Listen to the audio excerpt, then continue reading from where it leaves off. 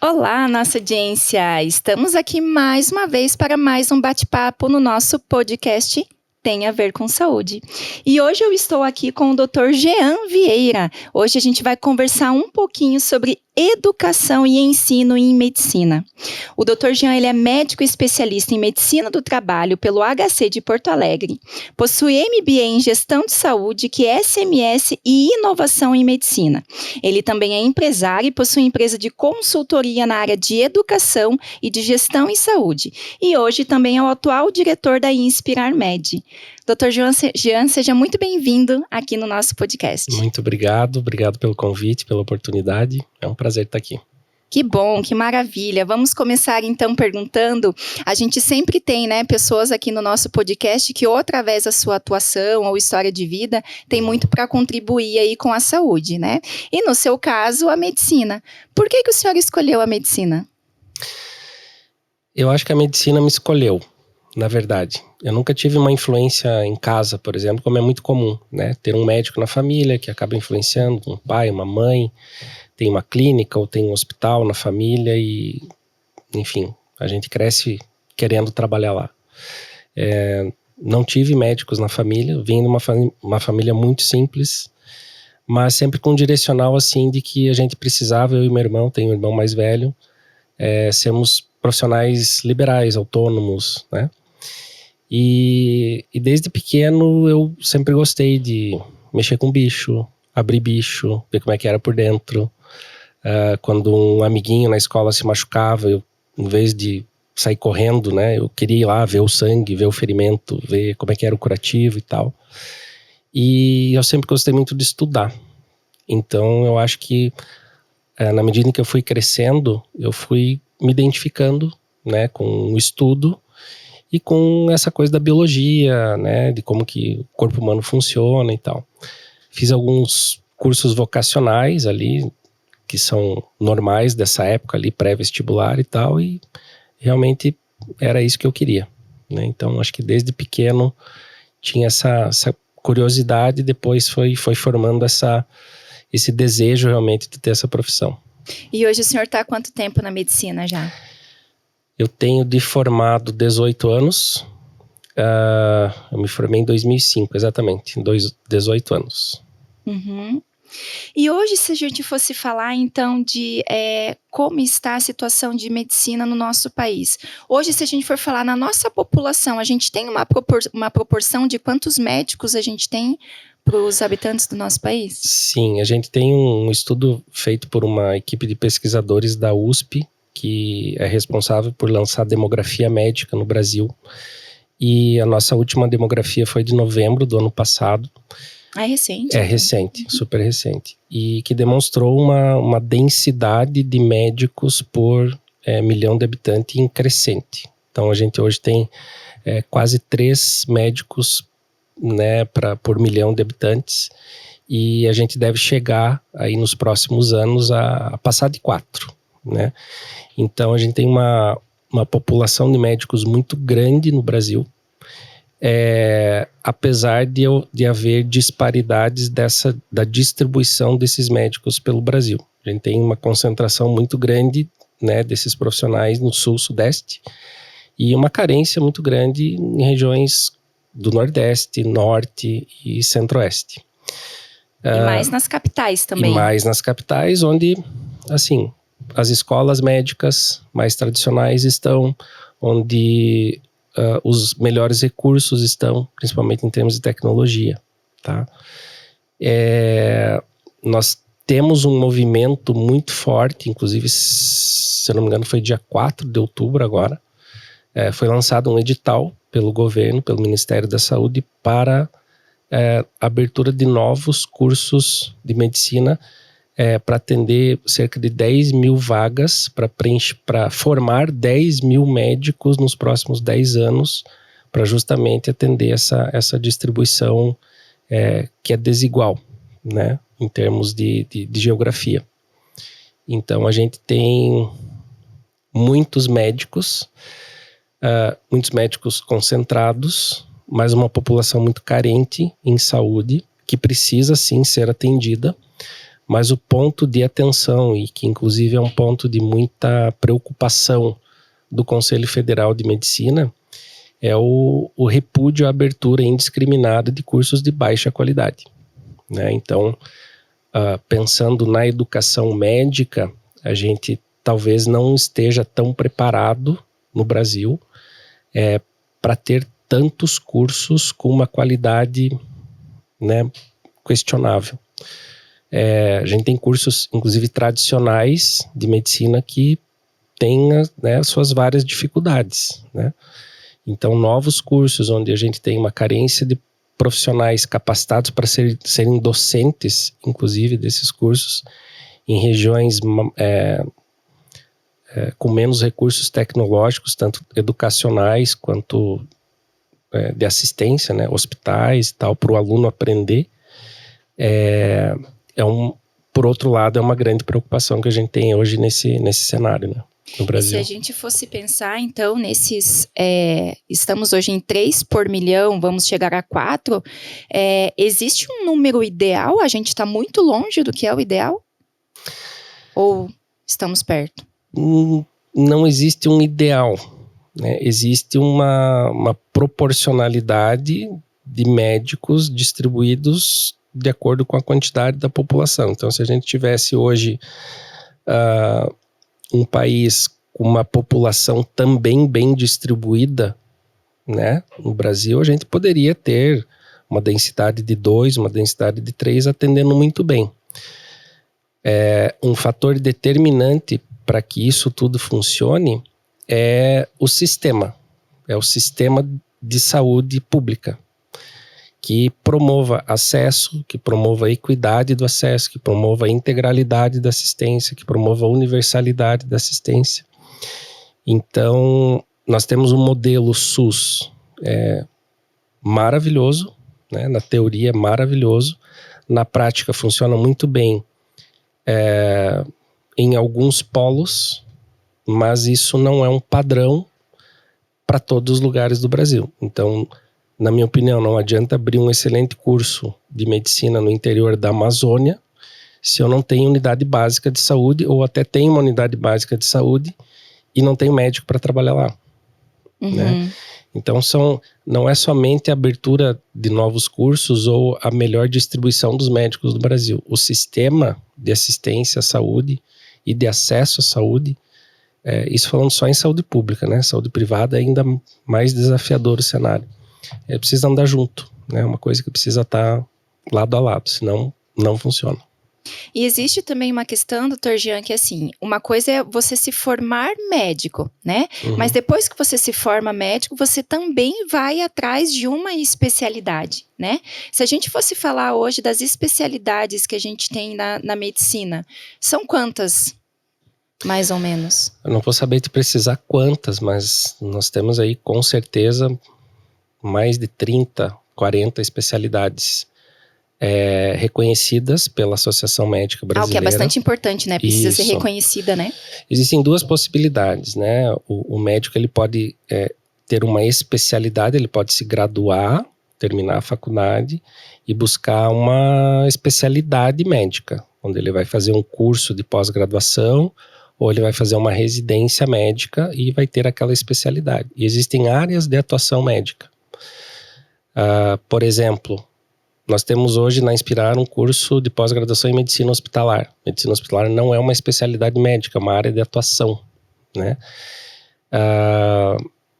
Então, em termos de especialidades, hoje a maioria das especialidades, a maioria dos médicos buscam atuar nas 4 principais áreas da medicina, que são pediatria, clínica médica, cirurgia e ginecologia obstetrícia, né? E aí, a partir dessas especialidades, né, vamos chamar assim de especialidades mãe, se desdobram outras especialidades. Medicina intensiva, a cirurgia, a ortopedia, né, e tantas outras. E hoje existe alguma dificuldade, né? O que dificulta, por exemplo, um profissional ele cursar ou procurar uma especialização?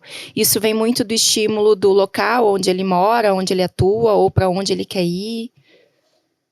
Sim, acho que esse é um fator bem importante, né? Principalmente para o médico que hoje busca um pouco mais de qualidade de vida, ele vai buscar o interior. Eu acabei de ter uma reunião com um colega médico, cardiologista, que se formou em São Paulo, um super hospital, uma especialidade dentro da cardiologia muito procurada, muito buscada, mas que há menos de 3 meses foi embora para Natal. Então, assim, ele quis sair daquela muvuca que é São Paulo, foi para um local mais tranquilo, para a qualidade de vida dele, da família e tudo mais. Então isso influencia muito, né? E outro ponto que influencia é que os grandes centros já estão super saturados de especialistas, né?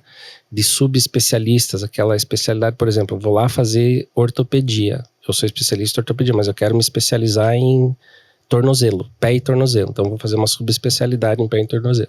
Grandes centros, você já tem esse mercado muito saturado das especialidades e subespecialidades. Por outro lado, hoje um cirurgião, um ortopedista especialista em pé e tornozelo, talvez a 100 quilômetros de Curitiba não tenha recurso suficiente em termos de equipamento para poder operar num hospital do interior, né? Então existem vários motivos para que os médicos optem por ficar num grande centro. O recurso à pesquisa, o grande hospital, né, é um médico mais voltado talvez para o modelo hospitalar da medicina e não tanto para o consultório. E a gente vai ter o médico que quer fugir disso e que vai abrir lá seu consultório, sua clínica numa cidade mais tranquila do interior, onde ele realmente mapeia o potencial de mercado. Hoje não tem como pensar em saúde sem pensar a saúde como um negócio, onde ele vai mapear o potencial de crescimento dele, né, a qualidade de vida. Então acho que hoje a gente tem uma geração de médicos nos últimos talvez 10, 15 anos que pensam muito na qualidade de vida, em detrimento de médicos que se formaram aí 20, 30 anos atrás. Isso é uma coisa bastante importante, Dr. Jean, porque a gente recebeu, inclusive, um dos nossos comentários do nosso podcast, da questão de hoje a gente não pode se preocupar com a doença, né? A gente realmente tem que se preocupar com a nossa saúde, né? E isso entra bastante também a questão da prevenção, da profilaxia. Então, numa das coisas, assim, quando a gente fala do termo especialidade, por exemplo, vou até exagerar um pouquinho, né? A gente falou agora da ortopedia, né? Eu quero ser especialista em tornozelo e pé. E parece que as coisas estão indo tão a fundo que daqui a pouco a gente vai ter um especialista em tornozelo direito, por exemplo.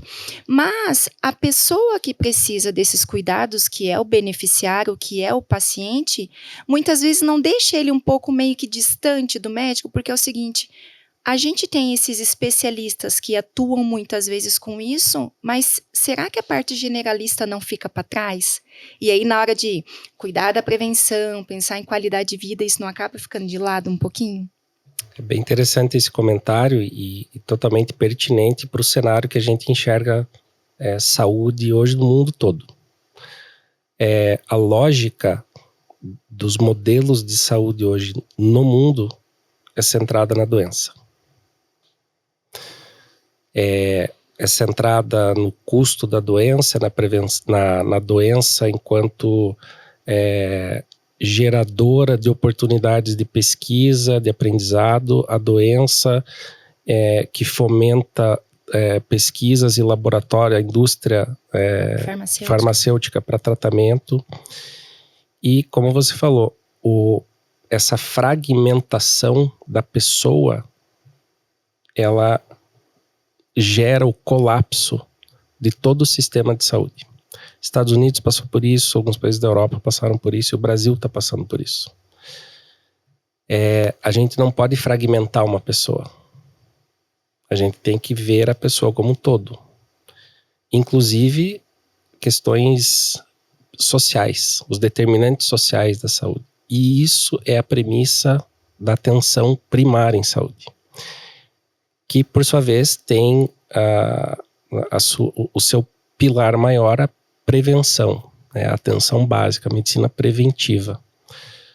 Quando eu falo em fragmentação, um exemplo que eu gosto muito de um grande amigo com quem hoje eu trabalho.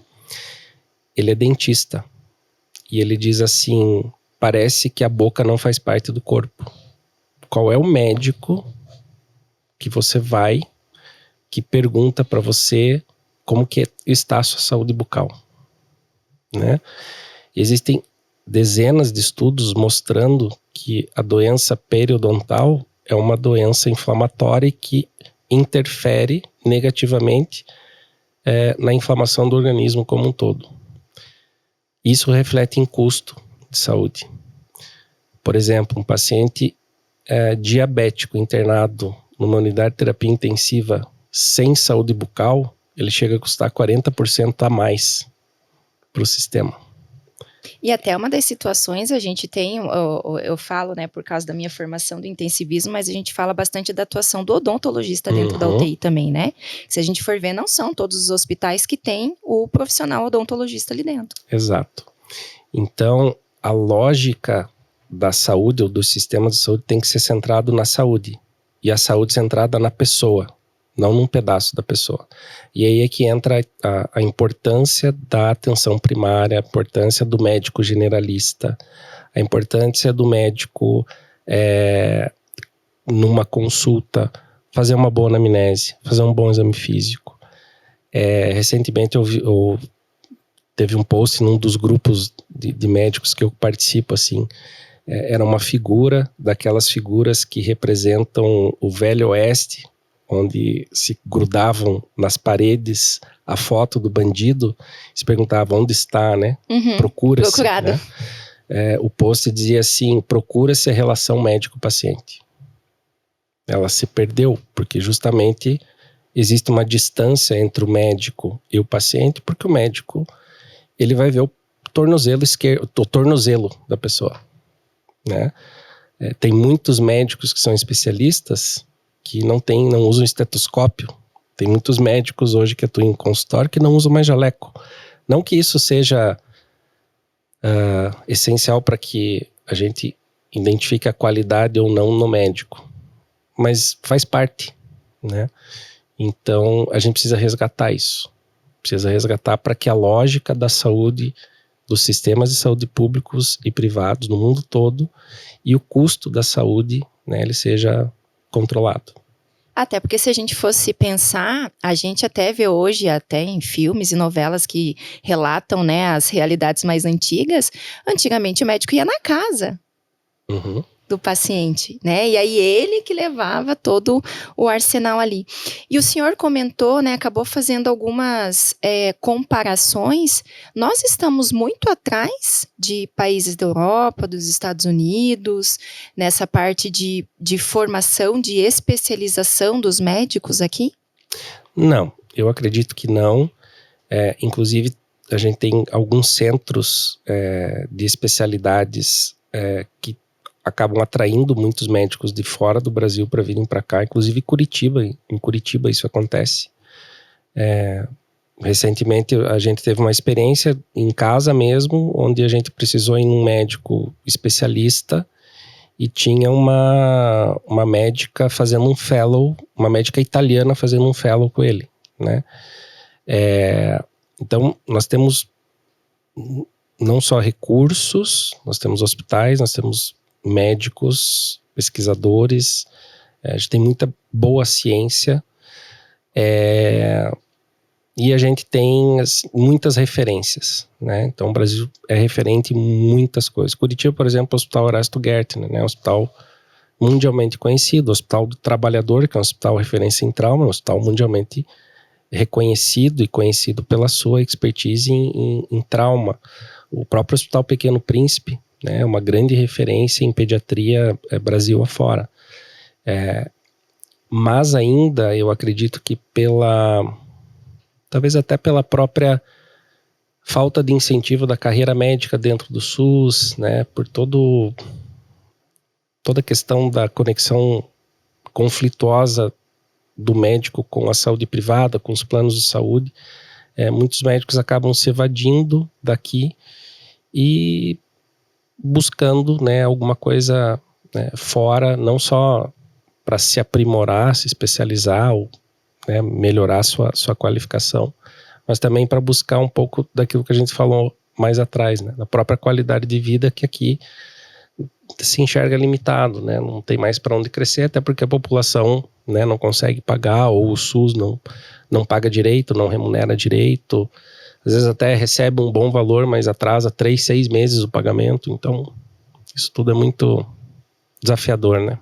E isso fica muito discrepante, doutor, quando a gente compara, na verdade é até uma afirmação, né? É claro que existe essa discrepância, mas o senhor como um gestor também, por que tem tanta diferença nessa parte pública, né, daquilo que vem do SUS, e na parte privada, né?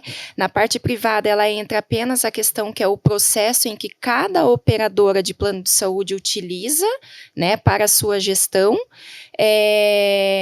ou então a agência que acaba olhando tudo isso de cima, que é a Agência Nacional de Saúde Suplementar, tem o seu impacto em cima disso também.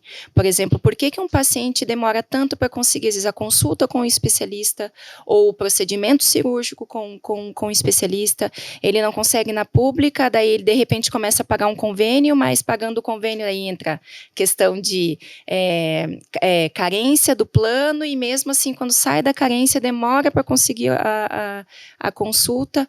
Qual que é a diferença de gestão que tem de uma área para outra? Na verdade, a saúde privada, que é regulamentada pela ANS, o seu próprio nome se refere a um suplemento da saúde pública, é uma saúde suplementar, é como se fosse complementar à saúde pública. Mas isso a gente não vê na prática, né?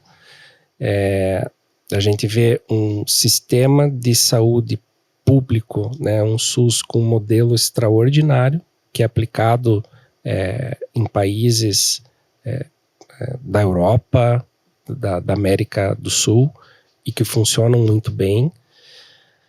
Mas a gente tem problemas, por exemplo, da distribuição de recurso financeiro, né? A gente tem lá um problema sério, de pasta, distribuindo bem esses recursos para estados distribuindo para municípios.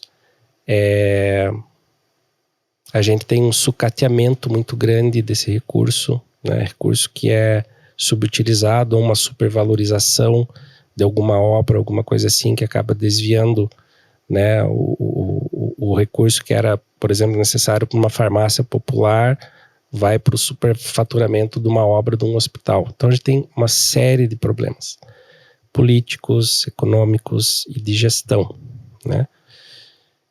Já na saúde suplementar, a gente tem operadoras de saúde, a gente tem seguradoras de saúde, a gente tem modelos filantrópicos, né, sem fins lucrativos, como as Santa Casas, por exemplo, onde existe uma gestão, uma autogestão ou uma gestão por um terceiro, né? São empresas, toda empresa precisa ter ali seu fluxo de receitas, né, e o fluxo de despesas. Como o custo da saúde privada tem sido cada vez maior por conta de vários motivos, mas um dos principais se chama VCMH, que é o índice que é popularmente conhecido por inflação médica, né, a variação dos custos médicos hospitalares, que é regulamentado pela ANS. Nós não temos um controle de tudo aquilo que compõe o reajuste, que ajuda a compor o reajuste da saúde privada. Então, o que compõe o reajuste da saúde privada? Um plano de saúde corporativo, por exemplo. Eu sou funcionário de uma empresa e a empresa me oferece o benefício de um plano de saúde. O reajuste desse plano, ele vai ser composto pelo VCMH, mas pelo reajuste que o fornecedor que aplicar, fornecedor de materiais, equipamentos, medicamentos, o prestador de serviço, o médico ou hospital, os custos operacionais daquela operadora, daquele plano de saúde, também elevaram, né? Então, esse reajuste ele é muito acima da inflação brasileira, né? Da inflação anual. E um plano de saúde corporativo não consegue repassar esse custo para o usuário. É inviável você ter um aumento de um ano para o outro num plano de saúde que você paga lá uma coparticipação não, mas você paga uma mensalidade de R$200, você ter um aumento de 50%, né? Então você vai pagar 50% a mais 50% para os seus dependentes. Isso é inviável num plano de saúde corporativo. Então a saúde privada acaba absorvendo esse prejuízo, né? E aí entram em prejuízo. Todos os agentes dessa cadeia também acabam sendo prejudicados. Ou seja, a gente tem o beneficiário que daí não está feliz porque não consegue as coisas, o prestador porque não recebe bem e a própria operadora que não consegue passar o valor para o beneficiário. O prestador ele se descredencia do plano, né? Ou ele vai procurar outro plano, ou ele vai se descredenciar, ele vai atender particular agora. Aquele tratamento que a pessoa fazia com aquele médico já há 3, 4 anos, o médico se descredenciou, então ou ele vai para a fila do SUS, e aí ele vai piorar da sua doença de base. Vamos imaginar que ele tem uma doença crônica, um problema cardiológico, um problema ortopédico, vai levar 6 meses para ele poder chegar num especialista pelo SUS, mais 6 meses para ele fazer uma cirurgia. Esse paciente vai piorar. E estamos colocando mais gente no SUS aí, se for ver também, né? Exatamente. E aí ele vem para o SUS, ele não vai ter acesso rápido, fácil, como ele tinha, né, com o plano de saúde privado. Então,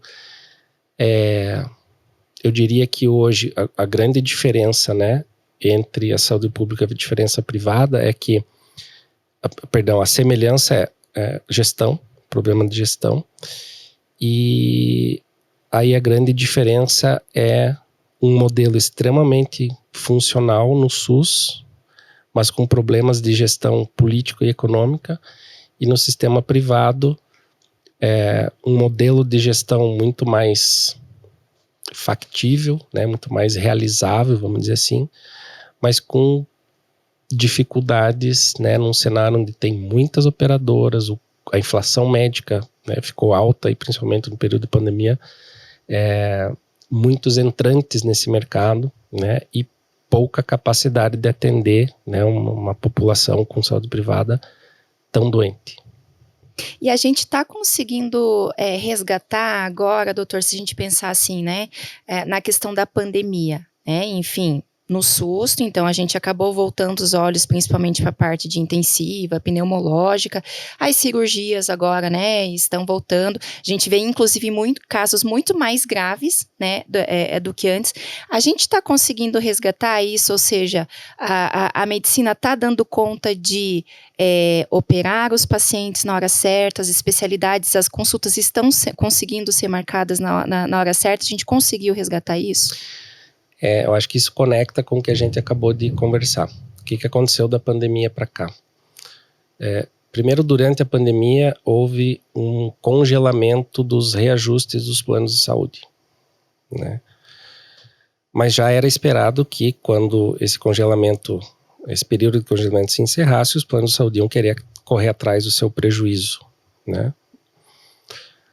O ponto é que quando esse reajuste veio, na faixa ali dos 30%, 40% de reajuste, as empresas que contratavam, né, o benefício para o seu funcionário, eles disseram, olha, não tenho mais como pagar isso, né, não tenho mais como repassar esse reajuste para o meu funcionário, então ou eu vou deixar de ter o plano de saúde, ou eu vou fazer um downgrade, eu vou no mercado atrás de um plano de saúde mais barato. E aí eu mudei o cenário para o beneficiário. O beneficiário ou ficou sem o plano de saúde, ou ele ficou dependente, ou ele aderiu a um plano de saúde mais básico, tá? Durante a pandemia ninguém podia sair de casa, né, por um bom tempo. A gente tem alguns estudos aí mostrando a piora da saúde das doenças crônicas nesse período. Houve uma incidência muito grande de casos de câncer do ano passado para cá, cânceres preveníveis, né, que tinham ali seus protocolos de prevenção, dos exames preventivos, e que as pessoas não puderam fazer porque as clínicas estavam fechadas, ou porque ficaram doentes, ou enfim. Isso fez com que todo esse problema de acesso dificultasse o tratamento das pessoas. Então, quem tinha lá, durante a pandemia, a necessidade de fazer uma cirurgia do quadril e está buscando fazer essa cirurgia de quadril agora, nem pelo SUS, nem talvez pelo plano de saúde ela tenha conseguido fazer, desde que ela tenha mantido aquele plano e aquela conexão com aquele médico que ela acompanhava. Caso contrário, não. Né? Volta a estaca zero. Volta a estaca zero. E durante a pandemia, a gente já tinha esse problema antes, né, da saúde emocional, mas durante a pandemia acelerou isso, né?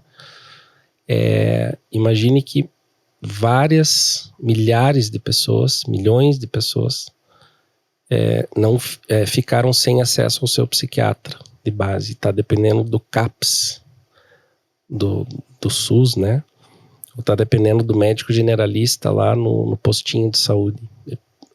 Hoje, para você fazer você conseguir adesão de um paciente a um tratamento farmacológico para uma cardiopatia, para um colesterol, para um diabetes, já é difícil.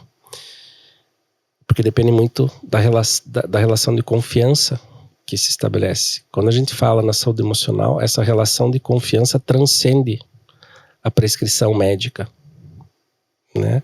Ela precisa ter uma conexão realmente em que a pessoa se sinta não só acolhida, mas ela precisa se sentir cuidada por aquele médico. E ela perde isso. E ela precisa fazer conexão com outro profissional. E às vezes essa conexão com aqueles 2, 3 primeiros profissionais não acontece. Ela consegue ter conexão com um, só que esse um só consegue atender dali 6 meses. Então, é tudo muito complexo, né? Né? E hoje, se a gente fosse avaliar as pessoas que estão retornando com o seu cuidado à saúde e estão conseguindo isso, os pacientes eles estão ficando satisfeitos? Ou seja, a partir do momento que eles conseguem lá a sua vaga, eles estão satisfeitos com os cuidados que eles estão recebendo? Eu creio que sim, existe muita crítica com relação a isso, não só no SUS, quando a gente fala em saúde privada, mas eu vejo realmente uma boa entrega de resultado daquilo que se busca, tanto pelo SUS quanto pelo plano de saúde mais básico. Obviamente a gente vai ter alguma restrição de acesso no plano de saúde mais básico, mas eu vejo sim, eu vejo que, de novo, né, da pandemia para cá, uma percepção maior sobre a sua saúde, sobre a importância do cuidado sobre a sua saúde, e a pessoa realmente tem ido buscar e adere bem a tratamento, e os resultados têm sido bons, assim. Existe uma tendência muito forte da mudança no modelo de remuneração médica do plano de saúde, né? Em vez do médico ganhar por procedimento ou por consulta, ganhar pelo resultado que ele gera no paciente, né? Ou um modelo de remuneração onde ele não ganha por hora, ele não ganha por procedimento, ele ganha por hora. Fora do Brasil a gente chama de bundle, né? Então, esses modelos, eles tendem a deixar o médico com um mindset um pouco mais voltado para o resultado rápido e efetivo para o paciente, né? Não que isso não aconteça, mas quando a gente está falando em remuneração médica, né, a gente sabe que o engajamento, né, fica bem maior. Mas a gente poderia ampliar essa questão não só para o médico propriamente dito, né? Se a gente pensa, por exemplo, numa situação hospitalar, né? Ou seja, o serviço é um pagamento por performance, né? Então, por exemplo, nesse hospital aqui eu tenho esse médico com essa equipe e um pacote, por exemplo, de pneumonia, aqui o paciente fica 3 dias internado, no outro fica 2. Então, isso também vai impactar para o próprio paciente, né? Ou seja, é menos tempo que ele fica no hospital, é mais tempo que agora ele volta mais rápido também para os seus afazeres e também para a sua produtividade, né? E esse esquema, né, ele já dá certo. Quais são os países que isso dá certo e que tem bastante experiência com isso? Hoje a maior referência em medicina hospitalista, né, que a gente chama, é a Mayo Clinic. A Mayo Clinic nos Estados Unidos é a maior referência em qualidade na assistência, segurança para o paciente, eficiência operacional e gestão de custos. Quando a gente fala de admissão, num hospital, internamento, tratamento e deshospitalização. Eles têm fluxos bem definidos. Por exemplo, eles têm, por meio do mapeamento de alguns anos, de falhas em processo de deshospitalização, que por sua vez geraram perdas financeiras, não só por mobilização de equipe, logística de transporte de paciente, burocracias, etc. Eles identificaram que o momento mais assertivo que melhoraria a eficiência operacional, em termos de processo, logística, em termos de custo, em termos de participação da equipe nesse processo de deshospitalização, era entre 9 e 10 horas da manhã. Então, é padrão que entre 9 e 10 da manhã, aquele médico dê alta, ou aquela equipe médica dê alta para os pacientes. E isso gerou um impacto gigantesco em termos de curso e de eficiência operacional, né? A gente tem hospitais em Israel, né? A gente tem um modelo muito bom em Israel, a gente tem modelos muito bons na Inglaterra, onde os níveis de atenção à saúde funcionam muito bem, né? Primária, secundária e terciária, onde essa gestão do cuidado do paciente, né? Principalmente do paciente de nível mais complexo, é muito bem feita. Uhum. E doutor, quando a gente fala assim, a gente falou bastante aqui, né, da questão da gestão, eu escuto assim, eu vivenciei isso, mas eu também escuto que o profissional da saúde, lá na faculdade, ele não foi treinado para gerir alguma coisa, porque é um olhar que realmente nós profissionais a gente tem na pessoa, no cuidado que a gente tem que ter com ela, não é só um tornozelo, não é só um pulmão, é um indivíduo como um todo, mas na hora que a gente vai levar isso para a gestão, porque envolve custo, é fluxo de caixa, é gestão de pessoas que eu vou chamar para estar compondo a nossa equipe. É muito difícil a gestão para o profissional de saúde? O que ele tem que abrir mão para poder ter aquele olhar? Porque eu costumo falar assim, geralmente pessoas que lidam com parte administrativa são muito objetivas. Vamos pegar isso aqui, tem que ir para lá? Então tá bom, a gente pega daqui e coloca para lá. Nós que somos da saúde, do cuidado, a gente tá aqui, a gente tem que estar lá. Puxa, mas hoje eu tô com uma dor. Opa, então calma aí. Como a gente não vai chegar lá, a gente precisa olhar para essa dor para a gente melhorar a nossa performance. Na gestão, e eu sei que o senhor lida com tudo isso também, como que a gente faz para ter um profissional da saúde com um olhar crítico, analógico, administrativo, e ao mesmo tempo, quando a gente tem uma pessoa crítica, analógica, administrativa, tendo que dar uma olhada para calma, gente, a gente precisa olhar, é um beneficiário, é da saúde dele que a gente está cuidando. Como que é esse desafio?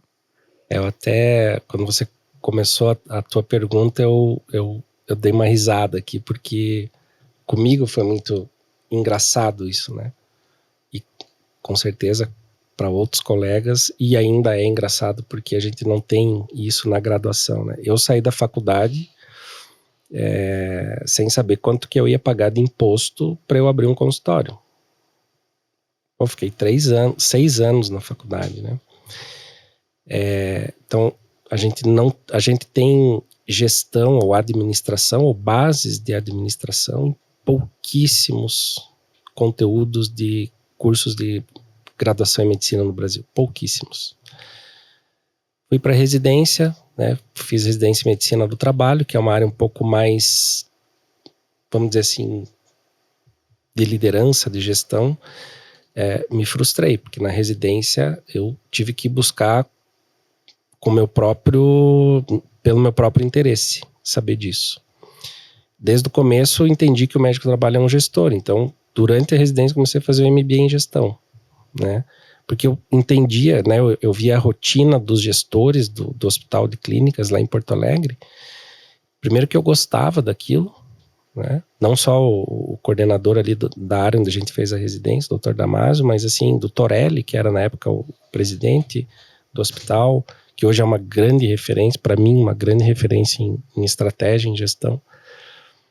Mas de outros gestores de setores, né? Eles tinham reunião, eles tinham uma pauta, eles tinham metas, eles tinham planejamento, eu gostava daquilo, né?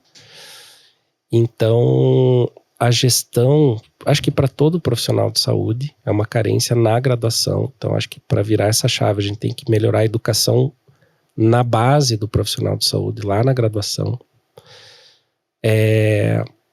Porque o médico, especificamente, ele é bom tecnicamente, ele faz um excelente currículo, mas ele não sabe liderar pessoas, ele não sabe o que é um roadmap, ele não sabe o que é um planejamento estratégico, não sabe definir um indicador, ele não sabe medir a eficiência da sua clínica, ele tem que contratar isso, né, de alguém que não é da área de saúde.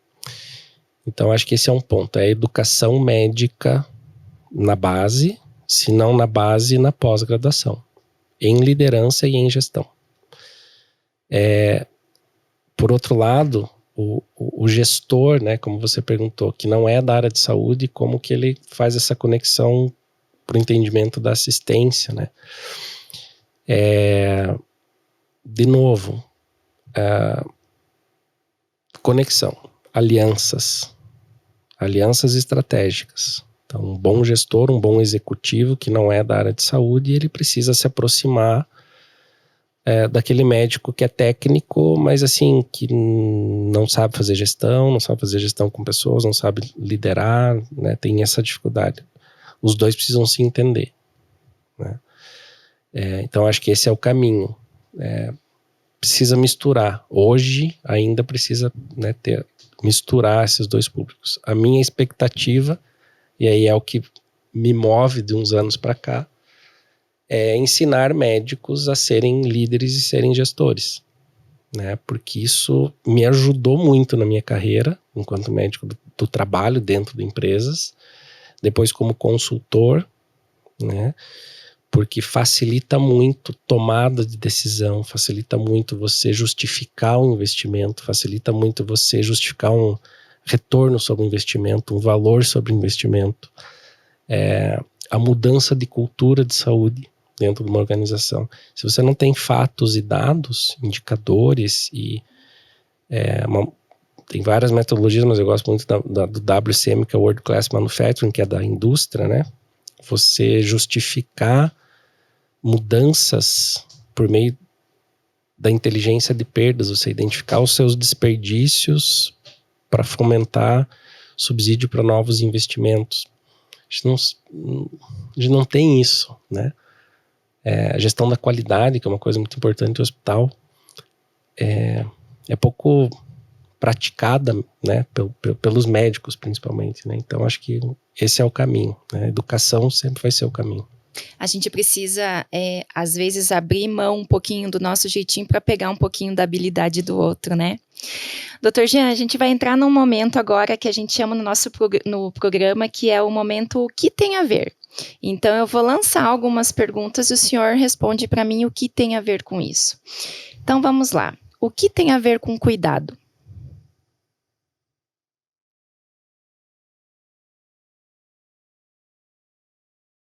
Autopercepção. O que tem a ver com doença?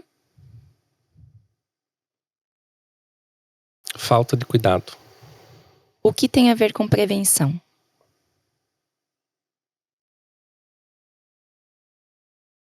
A lógica da saúde. E diga pra gente, doutor Jean, o que tem a ver com saúde? Uma boa gestão. Que legal. Que legal. E se o senhor fosse se definir, Dr. Jean Vieira tem a ver com? Hoje, Dr. Jean Vieira tem a ver com o propósito de transformação da educação médica, um propósito de transformação da coordenação de cuidado das pessoas dentro de uma organização. Acho que hoje uma palavra muito presente no meu dia a dia é transformação. E se a gente fosse, então, entrar agora no segundo momento do nosso programa, que é o momento inspirar, e eu te fizer essa pergunta: o que move a sua vida?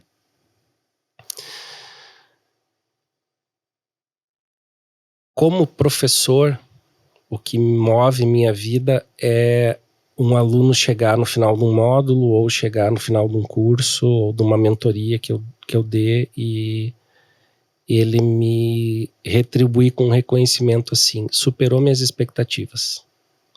Porque ele dedica o seu tempo, ele dedica investimento financeiro, ele abdica de tempo com a família, ou ele tem um compromisso quando ele é patrocinado pelo seu empregador de estar fazendo aquele curso, ele ter as suas expectativas superadas. Acho que isso me move enquanto educador. O que me move hoje como médico é olhar o paciente como um todo. Né? Eu busco sempre isso. Eu tenho um consultório... eu abri um consultório 1 ano atrás, na colônia Vitimarsum. Eu sou o único médico lá. Uau! É uma colônia alemã, né? De uma cidade... Adoro lá. De uma cidade aqui do interior. E eu tive um paciente por telemedicina, pai de uma amiga, e eu falei, ele reflete a realidade daquele local. E eu conversei com uma colega fisioterapeuta que tem uma clínica lá, me ofereci, olha, você não faz todo sentido, já era uma coisa que a gente queria trazer para cá e nunca deu certo. E eu me sinto tão feliz lá. Eu hoje vou, assim, 1 vez por mês lá. Não consigo mais ir com a frequência que eu ia. Mas eu me sinto tão feliz. Eu fui com uma expectativa de fazer medicina preventiva lá. E eu acho que não é ainda uma cultura, não do alemão, mas não é uma cultura geral. Ninguém vai no médico sem precisar, né? Mas eu me sinto tão feliz quando eu consigo fazer uma consulta. O paciente senta na minha frente e a gente conversa. Eu passo 1 hora com o paciente. Olha o todo do paciente. O todo, a família, né, as crianças, as doenças, as cirurgias, com o que a pessoa trabalha, como é que tá a saúde emocional da pessoa, sabe? E às vezes ela vai lá para pedir uma receita de um remédio que ela toma há muito tempo e o médico do postinho já não trabalha mais no postinho, lá em Palmeira, ela precisa daquela receita. Então a pessoa sai de lá, a gente cria um vínculo, né? Que é o relacionamento que estava faltando quando a gente começou no então, acho que início do programa. Como médico, o que me move é o paciente como um todo.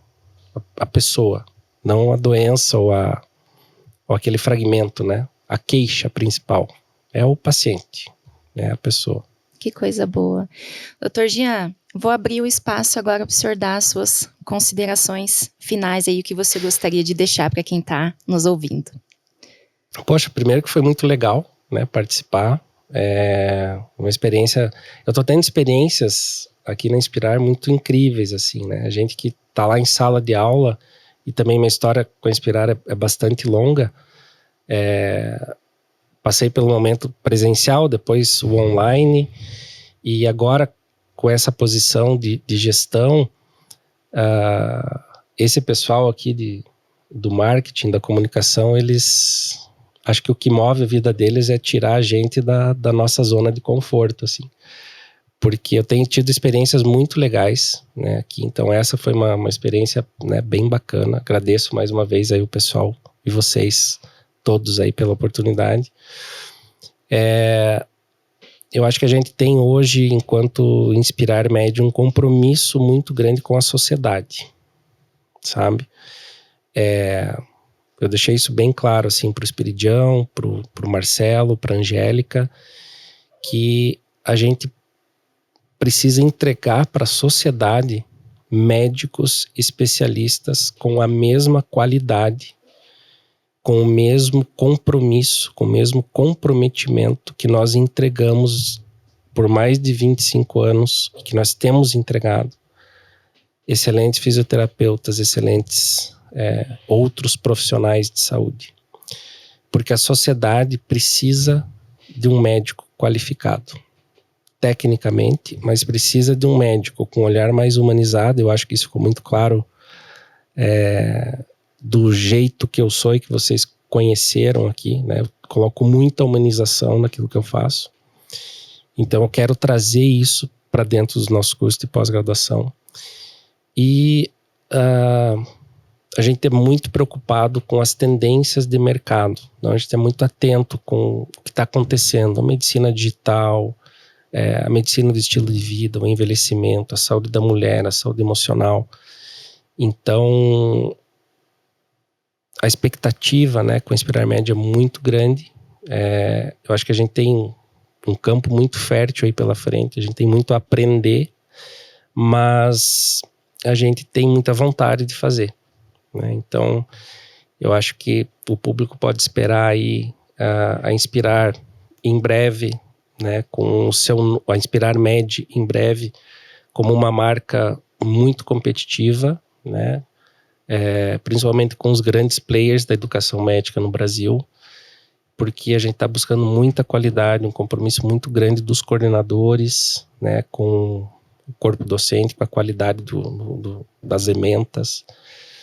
Então eu só tenho realmente a agradecer, né, não só pela experiência, mas pela oportunidade de estar do lado de cá da Inspirar, nesse backstage aí, que é da gestão de uma instituição de ensino, porque está sendo, né, para mim, enquanto pessoa, enquanto profissional, muito, muito satisfatória e estou cada vez mais animado pelo que vem pela frente. Que bom, pode ter certeza que a gente e o pessoal que está em casa também. E vocês que estão em casa, então, gente, eu vou falar, cuidar da saúde também tem a ver com a gente escolher o profissional que a gente escolhe para cuidar dela. E aqui o Dr. Jean falou muito bem aí durante esse tempo aqui com a gente. Terminamos aqui mais um programa e pergunto para você, e para você, o que tem a ver com saúde? Beijos e até a próxima.